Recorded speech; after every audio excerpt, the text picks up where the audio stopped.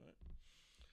What's going on, guys? Welcome back to the Virtuosos. It's Damian. I'm here with my sister Mercedes, and we just got out of our early screening of 𝗥𝗜𝗡𝗚 𝗧𝗛𝗘, or Joker 2. And let me tell you, it wasn't worth the time. Mercedes, what did you think going into the movie? What did you think about the premise of a Joker 2? Honestly, I felt like there wasn't. I didn't think there needed to be a part 2. Honestly, them putting in Lady Gaga, I mean, that kind of made me feel like, okay, like we're doing something here. Right. I was expecting way more than what we got. I had not high hopes, but I was hoping it was going to be someone like Joker 1. Yeah. I know you love Joker 1. Yeah. It was a pretty good movie, but nowhere near. Yeah, and so I'll piggyback off that. So I'm an avid Joker 1 fan. I was the guy that was in everybody's face saying that Joaquin Phoenix was the best version of Joker we ever got. And I thought the first movie was so well done. It was well shot, well acted. Joaquin Phoenix deserved his Oscar. And going into this one, it's not that I had high hopes for it, but I figured they couldn't take away Joaquin Phoenix's acting. At least I knew that would carry it. Todd Phillips knows how to at least make a movie look good. If they could carry over that soundtrack. I thought the Lady Gaga casting was cool. I thought as her as Harley Quinn, like that could be something. I was skeptical going into it because they said it was going to be a musical. Yes. Oh yeah. I didn't know how much of a musical it was actually going to be. I thought maybe it was just overstated. People were just getting dramatic because the first one was such a serious tone that maybe hearing a musical they're like, oh no, that's going to ruin it. Yeah. When I tell you this is not overstated that it's a musical, there's a musical scene in every other shot. I mean, it is overdone. Yeah. They kill you with these musicals. They don't stop. It's every time that you see Lady Gaga. It's every time that they want to move a plot point forward. It just happens. Any conversation, like they would be talking, like, oh yeah, simple conversation, immediately turned into a musical. Like for no reason. The whole situation turned into a musical, and you're like it gets tiring really fast. And like the movie starts off well enough, spoilers obviously, guys, you start off and you see Arthur in the prison in Arkham. He's in Arkham State at this point. It's not an asylum just yet. And you're seeing what it looks like after this is 2 years after he committed murder on the Maury Franklin show and was broken out, and then you see the ending of Joker 1. Yep. So you start off and you see him in Arkham Asylum or Arkham State Prison. And everything, he's emaciated still. He's looking bad. He's sad. He doesn't have the same demeanor. The prison guards are basically big bullies. Yeah, pretty much. They get walked out of their prison cells, and when they walk him to the sinks and they're doing another thing, and they keep asking him, like, "Oh, what's your joke today, Arthur? Where's your joke? Where's the smile at?" And he's straight face, like no smile, no joke, completely silent. Yeah. Like he wasn't even getting back at the guards. He was just letting them. And then they decide to walk him over, and and then you see that he's about to go on trial. They're basically trying to see if he's competent enough to stand trial or if they're going to have an insanity plea. And you meet his lawyer, and he's still, like I said, he's just down in the dumps. This is not the Arthur that we saw at the end of Joker 1. So you can see he was clearly beaten back into submission and kind of back into being what he was at the beginning of the first Joker movie. Yeah, this awkward, silent guy who wasn't comfortable with himself or anything like that. And so as he's walking to meet his lawyer, they get him shaved, they get him cleaned up, and they walk past a music class. And this is where he first meets Ḥarley Quinzel, played by Lady Gaga. As like I said, was super excited for this casting when it was announced. I was expecting a lot out of it. Very exciting. And they make eye contact. She walks by, and then she comes out of the classroom and stops him and does the gun point, the blower brains out thing that he did in the first movie, which automatically is like a cool thing. It's like, okay, well, we see that now. Let's see what happens with this relationship. Move forward. Let's see what's gonna happen. They completely blow it, 100%. I feel they completely rushed it. They did it wrong. The way it is originally, they completely rushed it. Like I said, I just feel like it was rushed. The story, they got into it too quick. Like there wasn't really any background to it. Like it was just kind of, they put it out there, they instantly clicked, and then it was like, okay, let's keep going from here. And I'm understanding the love at first sight thing, but that's not even that's not even how the Joker and Harley Quinn stories go in any other movie or in any comic or anything like that. She's supposed to be, she falls for him eventually, but she's like obsessed with him before she even meets him. In this one, absolutely. And it's just kind of like a weird thing, and then immediately he gets put into the music class because the one prison guard that he's cool with puts him in the music class, and they immediately click, and they're automatically in love with each other. And she's like, oh, she's from the same neighborhood as him. She knew the same steps that he went down, that he ran down and was dancing down in his neighborhood and all that. And you're like, okay, like, it's a little random, you know, but okay, like, that's cool, I guess. Maybe they are that similar, you know, because, you know, it's Joker and Harley Quinn. And as it continues on, you're like, no, it's actually not the case whatsoever. So, you know, you finally get to the point where him and Harley are now fully into it. And, you know, you start getting more and more musical numbers now. They're singing to each other. There's like a whole scene where like it's like they're dancing on @𝗏𝗏 Hotel or whatever, and they're like, she's in like a big old dress and he's in a white tux and he's the Joker in the like their in wedding. The scenes. Yeah, it's almost like their doing, wedding. a wedding theme. And like it's basically like, you know, it's signifying that they're in love with each other now. Yes. Like, you know, Yeah. and they're watching a movie and she basically says that she's in Arkham because she set fire to her parents' apartment complex. Yeah. And Arthur's like, you know, he's like, well, I'm here because I murdered 5 people and people don't even know there's a 6th. I also murdered my mother. Yep. And, you know, like, she starts laughing and all that, and she thinks it's funny. So she walks over to this piano and lights a cigarette. She lights the paper on fire, lights a cigarette, and then throws the paper in the piano. Somehow nobody in this room full of like 50 people notices the fire. It was a pretty big fire. It wasn't like some small contained fire. Like I don't understand like how they didn't see it. Burning. Like it's not like it was like hidden behind the projector or nothing. I mean, this was, and the teacher was sitting next to the piano. So like somehow the teacher and the guard didn't realize it. And so this like basically sets off all these alarms. So all the people, like I said, Arkham at this point is like between prison and like mental institute. Yep. Everybody starts freaking out. They start clearing out, and then Joker and Harley are the only ones that stay behind, or Arthur and Harley. Yeah, they end up running down the other hallway while everyone's running out. And it's so stupid. Like you're seeing, like they're running past guards, and nobody's paying them any mind. Yeah, they're just like kissing. They're kissing around every other corner, and like so. And then once again, another musical number breaks out. And they're outside running through a spotlight, so they're getting tracked by the guards. And they're like, they got hit by the talking about how they're in love and this and that. And then they run all the way to the front of the Arkham gates, and they start climbing the gates. I was gonna say they're climbing up the big gates. Yeah, all the reporters are the reporters are at the gates, and like they're trying to climb up them, and the guards come and they get them, and they yank them off the gates, and they get split up. And this is where Arthur gets put into solitary. Yep. And he's laughing. He's doing the classic Joker laugh in the first one. Harley's trying to fight him off, but she can't. And so he gets put in the hole for 2 weeks, solitary confinement. And out of nowhere, they don't tell you how long time has passed. He's in the pitch black. Out of nowhere, Harley appears in the cell. Yeah. And at this point, it kind of calls back to the first one because it's like, you know, is this real? Yes. Is he just imagining this because he's obsessed with her now? Mm-hmm. Obviously, in the first one, he was obsessed with his neighbor. You saw a lot of visions of him thinking they were on dates and that she was supporting him, even though she really wasn't. Yeah, super obsessed. So, yeah. So you think that that's what's going on, and there's this whole talk about how he needs to stop taking his meds and he needs to stop hiding the Joker, and she needs to let that stronger part of himself take over, and they have sex in the cell, but like I said, you don't know if any of it's real or not. It's just like it's impossible to tell at the point. Yeah, she's like, I'll do anything for you. I talked to guard and let me in, but like, how does she have that power? Yeah, you really just don't know. It's random. The way just her being in there, ending up in there, and then them like just spending time in there together like that, like does she really have those like outside? Yeah, so like that's what I say. Like it's hard to tell if it's real or not. So you're starting to question if this is, like I said, is Harley even real at this point? And so he finally gets out of solitary, and by the time he's all out of solitary, there's like this big reporter that wants to interview him, and his lawyer's like, do not do it. Like, you know, it's not worth it. You're gonna make yourself look bad. And she tries to tell him like, oh, you know, just don't do it. You know, or if you're going to do it, play yourself. Don't smoke cigarettes. Mm-hmm. You know, play the victim. Like, say, like, you know, it was you. Because the whole thing they're trying to do is basically say that Joker's one personality, Arthur's another. Because of his trauma, he created a whole separate self. Yep. So he does this interview, and this is actually a really good scene because it is literally like those things you see in those documentaries where a reporter interviews like a serial killer. Yeah. Or somebody on death row. You know, you get like a real intimate like viewing. It's just those two in the cell surrounded by cameras. And Arthur like basically freaks out. He's like, you know, all you're doing is pointing out my mistakes. Yeah. You're pointing out what I did wrong 2 years ago. Yep. And even though it's pretty crazy for a serial killer to say that, he murdered 5 people. Or 6, I should say. Yeah. But he plays the victim. He does what his lawyer says. And, you know, and he basically is like, you know, why don't you ask what I am now? Exactly. How I am now. Like, and stop focusing on the past. Unfortunately, this leads into yet another song. So he starts singing. And he is singing in front of them. This is not in his head because there are some musical numbers where you can see it's in his head because everybody's like looking at him and watching him. But this was like completely... But this was definitely in front of them, and he got it on camera. So this leads into his trial, and he's going against the city of Gotham, which is presented by the assistant DA, Harvey Dent. Was it cool to get a Two-Face mention?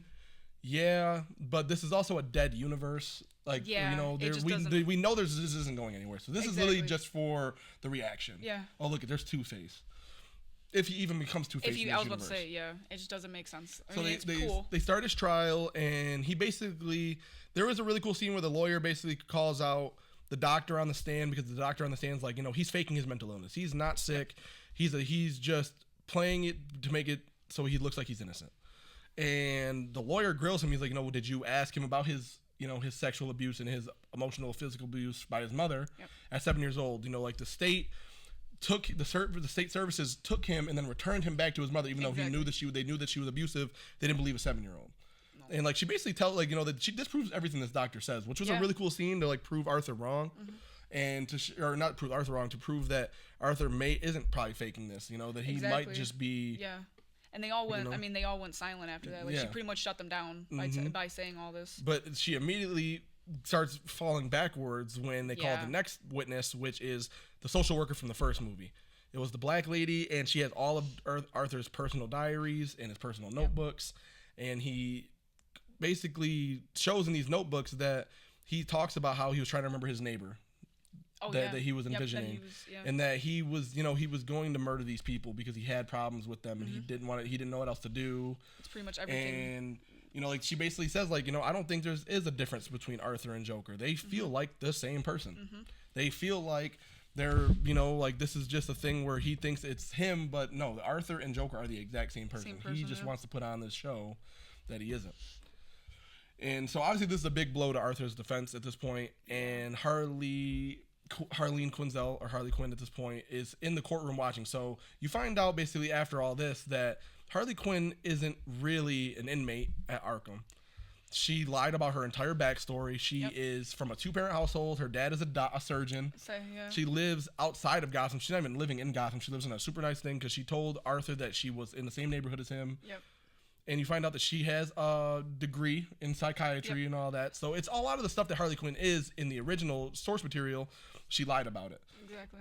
And there was a really cool scene where they show, even though it's another musical number again, Harley Quinn and Joker dancing and joking and singing, and then she pulls out a gun out of nowhere and she shoots him. And it's kind of like a betrayal thing, you know, where it's like, okay, now he finds out that this girl he cares about has lied to him about everything. Her. Yeah, about everything about her. Yeah, much. so, you know, everything he thought they had in common, because now he feels like after he met her, he has something to fight for. He has somebody that loves him. He has somebody that he can't abandon, somebody that needs him.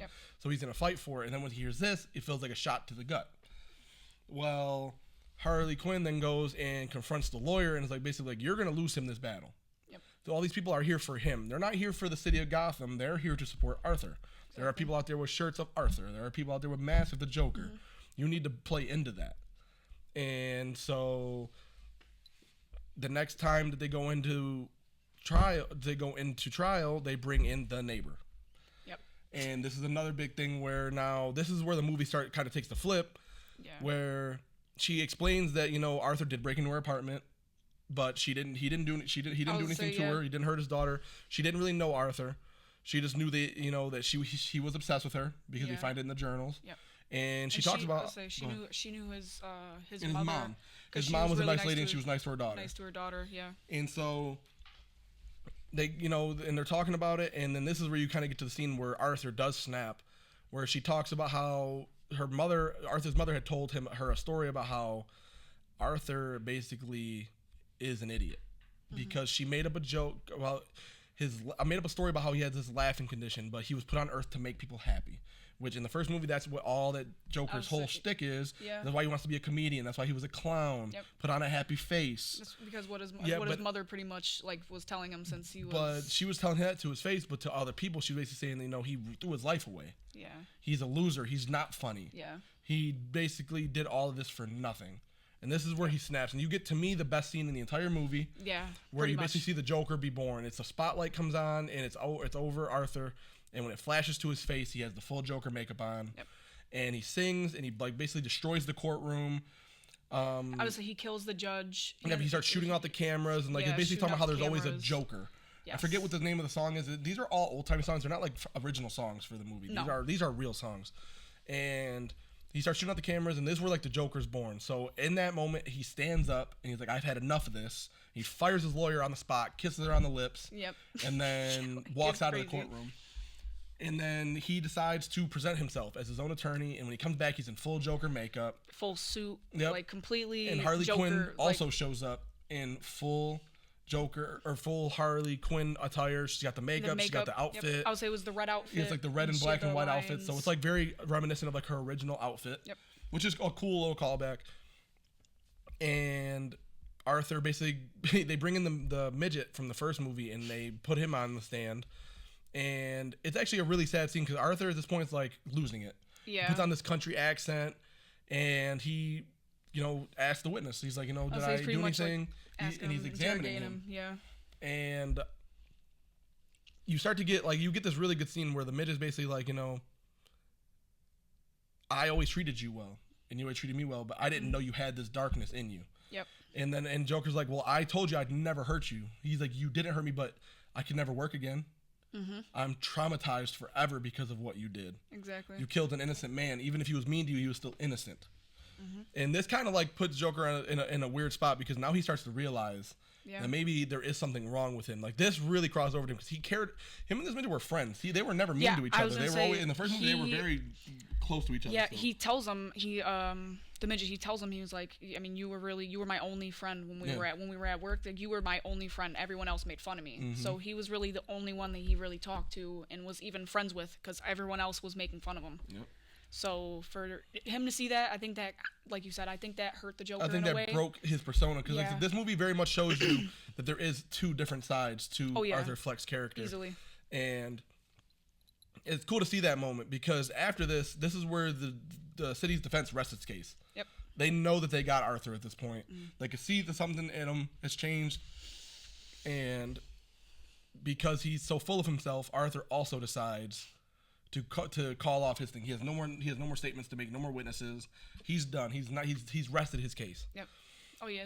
That night they go back to Arkham, and he gets whooped by the guards. He was talking crap about the Arkham guards on the thing, and during the trial, and they whoop him. They rip his suit off. They bash him into the wall. They knock him out. They wipe his face off. They basically beat him up the entire night.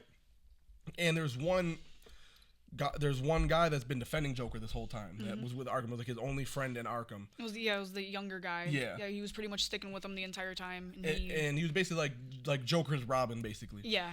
And and the guards kill him because he's when the Saints go marching in is like the big Joker song for this one. This is what everybody sings for Arthur as he's on trial. Yeah, he was yelling it. Mm-hmm. He was yelling it pretty much. And the one guard, I'm pretty sure he's like the main guard. Yeah, he was like the head of the leader. He was Jackie telling or whatever. him. Yeah, he was telling him. He was like, "Stop! Shut up! Shut up! Shut up!" And he kept going. He wasn't listening. And he opened the cell. He grabbed him out of the cell, slammed him against the wall. He took something. I think it was like his belt or like his tie, and started choking him out. Basically. I would say he put it around. And his you neck. could hear it all. And even the other guards are like, "You're watching." But when this is happening, you're watching Arthur. Arthur's down. He's got all his makeup is wiping off his face. And he's not moving, and it's just through the little peephole. So it's like a square of light just on his face, and then you hear him getting choked out, and then you hear the body fall, and they're like, he's gone. Yeah. And this is when they check him. And this is I think where now the Joker persona once again goes away. Mm-hmm. Because now Arthur's like, okay, there is no Joker. Mm-hmm. And so this movie flops very much back and forth between who is who in Arthur's mind.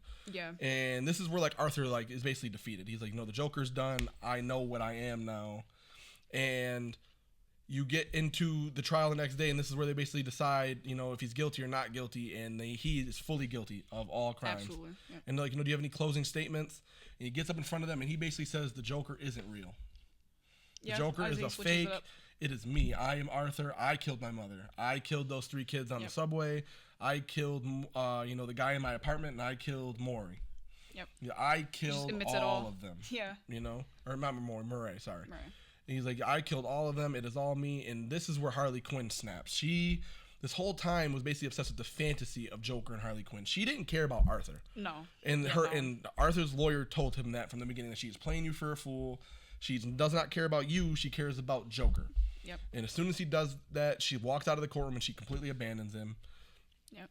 And he is found guilty on all charges. Well, as he's being read guilty on all these charges, the courtroom blows up Yeah, whole like A literally whole hole in the wall blows up. It comes out of literally nowhere. It's like a jump scare. Yeah. There's no warning. There's no background noise outside. Everybody goes absolutely flying. Like he goes flying across the courtroom. I think he slams into like a wall. The jury like stand. The jury stand. Yep. Yeah. Obviously he gets knocked out, but like it's so random because you go from this boring, like not boring, but like it's dragged out. Like all this different stuff. The trial stuff is dragged out. And it's like it's so random. He's just talking, and then the building explodes. Mm-hmm. It's just you wouldn't have never expected that in this movie at all. And that was probably the most the movie really jumped since I don't even know when. I can't even tell you. That's how basically that's basically the end of the movie because the actual end of the movie is horrible. So basically he escapes out of this thing. He's saved by two Joker like basically fans. One that's just like him, which at first I thought it was maybe in his mind. That's what I thought. I thought it was him. It wasn't. He was seeing himself. Yeah, that's what I thought.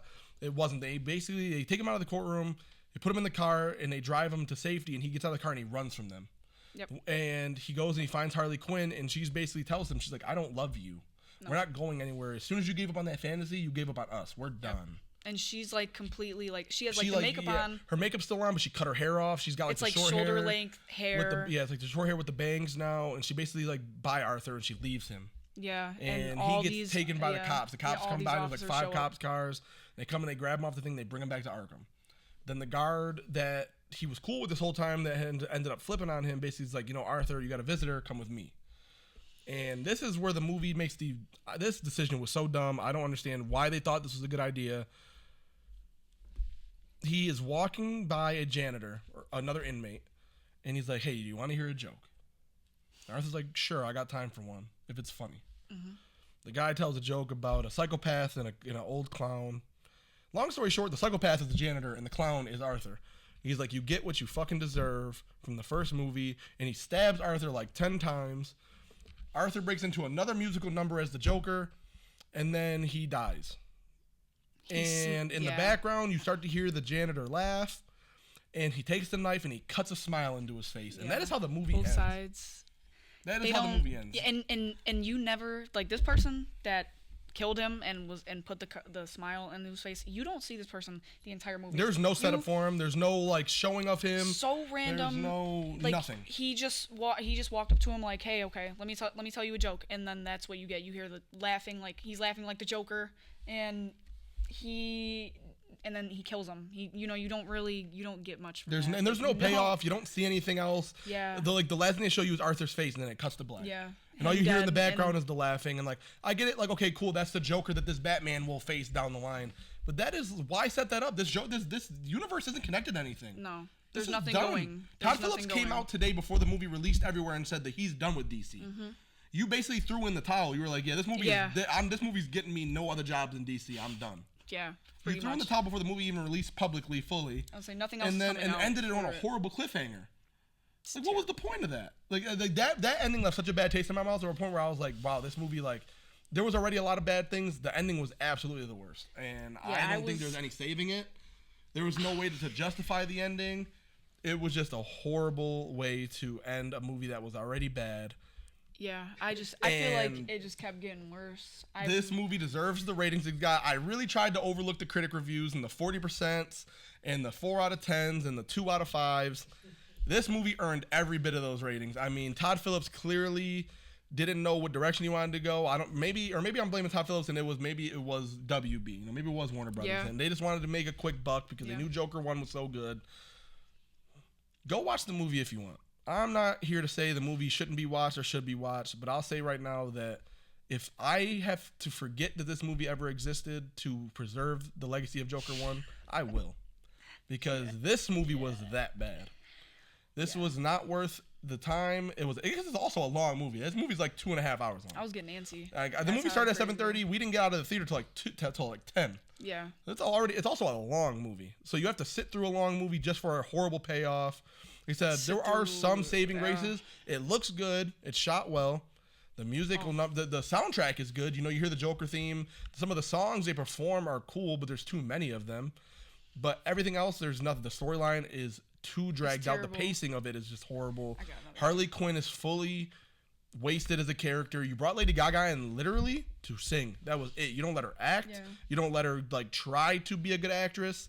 you basically bring her in to say, hey, listen, you got a good voice, come sing these songs, and that is the end of your character. Yeah, anytime that like I said to you, anytime she was on the screen, she was singing. Like, they would speak, and then it would instantly go into another musical. And they, like you said, she didn't even really act. She didn't really. It wasn't really a Harley Quinn. There was maybe 5.5 minutes of her actually acting. The rest was all her singing. Yeah, there wasn't really any. Like, there was some stuff like in the trailers that you told me about where she had like the blue and red face makeup with her hair, and her hair. I'm had cool the red with and trailer blue. misdirections to get you excited for a movie, but like, there's like, this movie needed some more charisma and energy in it, and they took out all the scenes from the trailer that would have given you some type of payoff. There's no version of those two frolicking down the steps of the courtroom. There is no Harley Quinn in the elevator, like showing the reveal of like how she looked, how Joker was in the first one when the elevator opens up, which is like one of the better scenes in the first movie. There's just like nothing there for the payoff. And like I said, and just to sit through this movie and then to basically get the slap in the face, like, we knew this wasn't the real Joker. Like, this was obvious that this isn't gonna be the Joker that Batman fights. He's like in his 50s. Like, that's obvious. He's a frail man. Yeah. He ain't fighting Batman. But for some random guy to show up at the end of your second movie and be like, oh, I'm actually the Joker, and here's my laugh, and here's me cutting my face open. It just doesn't make sense. Get the hell out of here, man. This movie was so stupid. It was rushed. I'm glad that this movie isn't going anywhere else. No direction. Because, honestly, like I said, this was just a total miss. And if it breaks even, good for them. Or if it makes them money, good for them. But I won't be watching this again. This is not a movie I will be watching again. No. I don't care enough to listen to Lady Gaga and Joaquin Phoenix sing. If you like musicals, this is for you. This is your type of movie.